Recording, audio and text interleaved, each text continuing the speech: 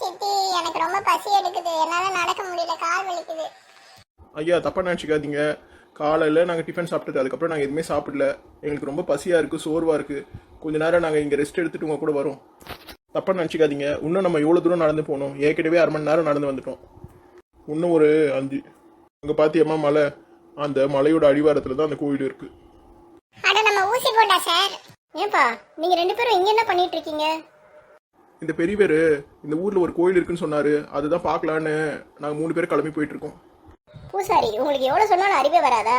இவங்களே இந்த ஊருக்கு விருந்தாளியே வந்திருக்காங்க. இவங்க 2 பேரையும் நல்லபடியா மகாராஜா பாத்துக்க சொல்லியிருக்காரு. இவங்களை எதுக்காக அந்த பாழடைஞ்ச கோயிலுக்கெல்லாம் கூட்டிட்டு போறீங்க?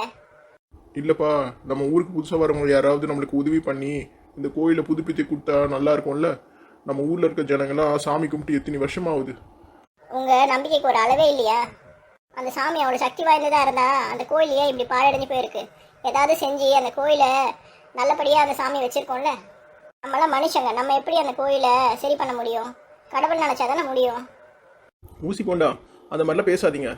நம்ம தெய்வத்தை எப்பவுமே அந்த மாதிரி பேசக்கூடாது. என்ன காரணமோ தெரியல, அந்த கோயில் இந்த மாதிரி நிலைமையில இருக்குது. ஆனால் நம்மளால் முடிஞ்சால் அதை சரி செய்யலாம். எந்த நல்லது நடக்கினாலும் அதுக்கு ஒரு நேரங்காலம் இருக்கும்ல. ஒரு வேளை அந்த நேரம் வந்துச்சோ என்னவோ, அதுக்காக தான் இவர் எங்களை அந்த கோயில்கிட்ட கூட்டிகிட்டு போகிறாரு. நீங்களும் வாங்க, நம்ம போய் அந்த கோயிலை சுத்தப்படுத்துகிற வேலையை பார்க்கலாம். பூசாரி, இதெல்லாம் சரியா தோணலை.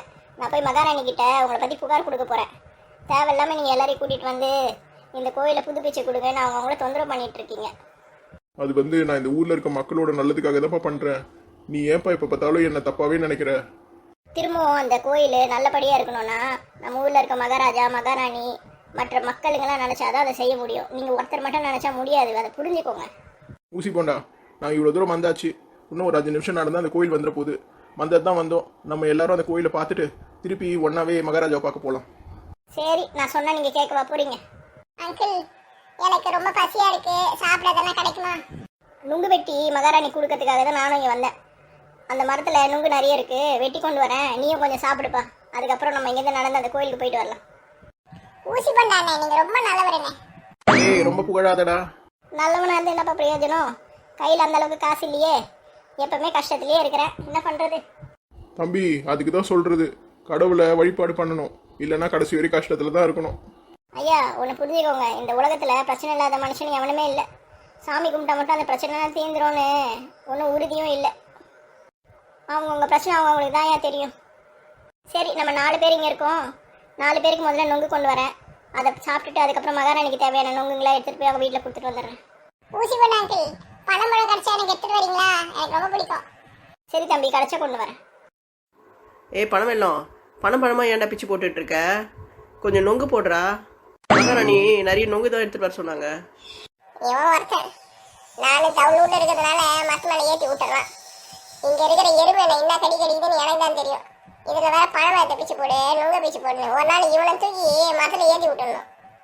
டேய், நான் பாட்டு பேசிட்டு இருக்கிறேன், என்னடா பண்ற? இல்ல மாஸ்டர், கொஞ்சம் டயர்டா இருக்குது, அப்படியே ரெஸ்ட் எடுத்துக்கிறேன். அடே, முதல்ல நுங்கெல்லாம் பிச்சு கீழே போடுறா. வெயில் வேற ஏறிட்டு போகுது. அதுக்கப்புறம் கீழே வந்து நல்லா ரெஸ்ட் எடுத்துக்கலாம். சரிதான் மாஸ்டர். தகரடா பாவாயே, எல்லா வேலையும் எண்ணெய் வாங்கி விட்டுட்டு கீழே நீ இன்ஸ்ட்ரக்ஷன் கொடுத்துனுங்கிற மாதிரி. இவனை ஒரு நாள் ஏணியை வச்சு அது மேலே ஏற்றி விட்டு எல்லா பழத்தையும் பிரிவி சொல்லணும். அப்போ தெரியும் என் கஷ்டம் என்னன்னு இவனுக்கு.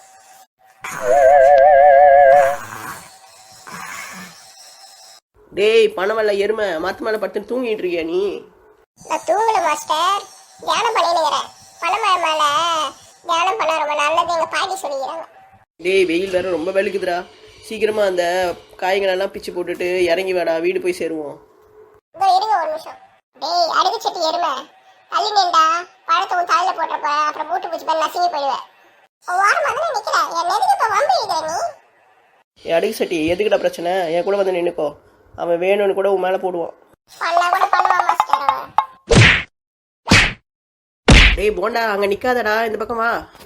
டேய் ஊசி போண்டா, என்னை எத்தனை தடவை குள்ள குறைங்க கிண்டல் பண்ணியிருக்கேன். இருடா, உன்னை நீ என்ன பண்ணுறேன் பாரு. இந்தாடா, குள்ள குரங்கோட பரிசு வாங்கிக்கோ. ஐயோ, எவனோ என் தலை மேலே குண்டு போட்டுட்டான். டேய் சாரிடா போண்டா, நீ இருக்கிறது தெரியாம தலை போட்டேன். மாஸ்டர், இன்னைக்கு பணம் வெள்ள வேலையை பார்த்துட்டான். டேய், நேரம் பார்த்து எனக்கு கவுத்துட்டல. இருடா, உன்னை நான் மகாராஜா கிட்ட போட்டு கொடுக்குறேன். போட்டு கொடு.